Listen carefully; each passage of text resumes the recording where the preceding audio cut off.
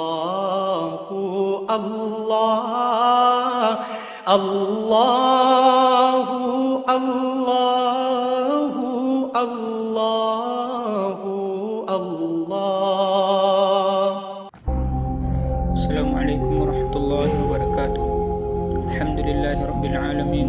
Allahumma shalli ala Muhammad wa ala ali Muhammad. Pada kesempatan kali ini insyaallah kita akan membahas mengenai kitab Sahih Muslim, itu yang dikarang atau dikumpulkan oleh Al-Imam Muslim. Pertama terlebih dulu kita membahas itu mengenai biografi Imam Muslim itu sendiri. Itu nasab dan kelahiran beliau.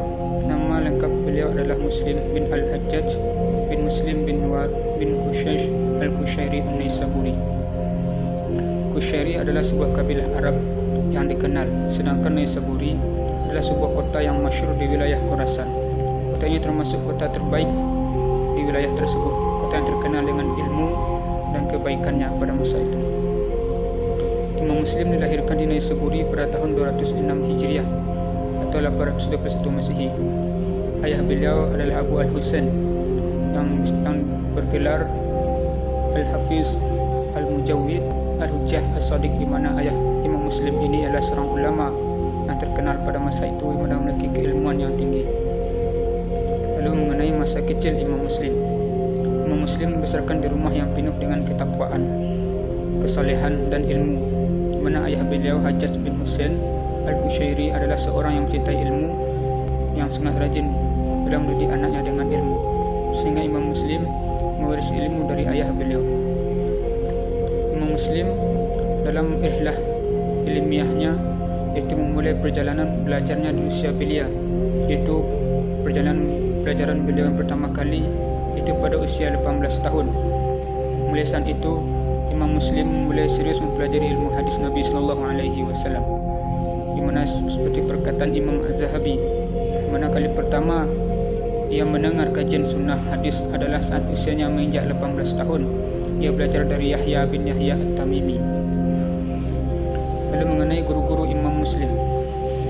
Imam Muslim memiliki guru yang banyak, jumlahnya mencapai 120 orang di Makkah, di mana Imam Muslim belajar kepada ulama itu Abdullah bin Al-Maslamah Al-Qanabi. Ialah gurunya yang paling senior, di mana Imam Muslim ini mengunjungi Kufah, Irak dan Haramain untuk Makkah dan Madinah, dan Mesir untuk mempelajari ilmu hadis Nabi. Dan di antara guru-gurunya adalah Yahya bin Yahya An-Naisaburi, Qutaibah bin Sa'id, Sa'id bin Mansur, Ahmad bin Hanbal, Ishaq bin Ruhuyah, Imam Al-Bukhari, Muhammad bin Yahya Al-Zahili, dan lain-lainnya. Dan Imam Muslim juga memiliki murid, yaitu kedudukan yang tinggi dalam keilmuan yang membuat pelajar di segala penjuru datang untuk belajar kepada beliau. Di antara murid beliau ialah Ali bin Al-Hasan bin Ali Isa Al-Hilali, mana murid pertama beliau, dan Husain bin Muhammad Al-Qabani, dan murid-murid beliau yang lainnya. Dan Imam Muslim meninggalkan banyak karya bertulis ilmu yang luas yang tak layak disia-siakan.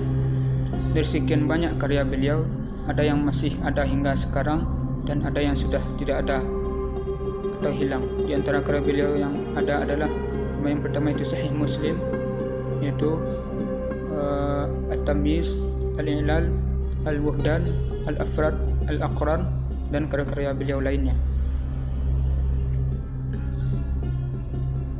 Dan selanjutnya kita masuk pembahasan, yaitu mengenai kitab Sahih Muslim itu sendiri, mana nama lengkap kitab itu ialah diberi nama dengan Al-Musnad As-Sahih Al-Mustashar min As-Sunnah bil Al-Naqal Al-Adal an Rasulullah sallallahu alaihi wasallam. Namun beliau lebih dikenal dengan Jami' Sahih atau Sahih Muslim, yang ia ditulis selama 12 tahun, dan ada pula yang mengatakan 15 tahun. Ketika menyusun kitabnya, Imam Muslim berkata, "Tidaklah aku letakkan sesuatu dalam kitabku ini kecuali dengan hujah, dan tidaklah aku menggugurkannya kecuali dengan hujah pula. Tidak ada sesuatu pun yang menurutku lebih sahih kecuali aku meletakkannya berdasarkan kesepakatan." Itu di antara penguatan perkataan Imam Muslim mengenai kitab sahihnya. Mengenai jumlah hadis pada kitab ini, terdapat pendapat yang berbeda-beda. ada yang mengatakan 4.000 hadis yang merupakan hasil penyeleksi dari 12.000 buah hadis yang dihitung secara berulang-ulang, atau pendapat lain sebanyak 7.275 buah hadis secara terulang-ulang dan 5.632 hadis menurut Fuad Abdul Baqi sebanyak 3.033 buah hadis tanpa diulang. Kitab Sahih Muslim ini di mana Imam Muslim dalam mengarangkan dan menetapkan kesahihan hadis beliau itu beliau memiliki beberapa syarat. Itu yang pertama yaitu syarat pertama hadis sahih beliau itu sanad yang bersambung. Yaitu yang kedua perawinya dhabit, adil dan dhabit. Lalu yang ketiga yaitu terhindar dari syadz, yang keempat terhindar dari ilat, dan yang kelima yaitu sezaman. Itu sezaman dengan antara murid riwayat dengan gurunya.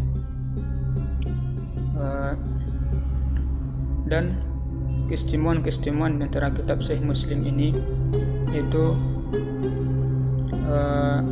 sistematika penulisannya yang kronologis, di mana jalinan hadis-hadisnya memberikan kesan pembacanya untuk lebih mendalami pembahasan, dan yang demikian ini menunjukkan kesempurnaan pengetahuannya secara detail dalam mengaplikasikan hadis pada objek pembahasan, rincian ilmu, pokok-pokok kaedah, kesamaan ilmu sanad, derajat pada rawi dan lain sebagainya.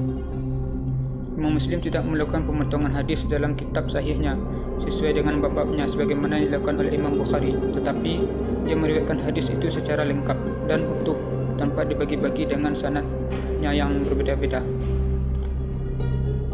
Dan kitab Sahih Muslim ini memiliki derajat di bawah kitab Sahih Bukhari sebagaimana penilaian ulama.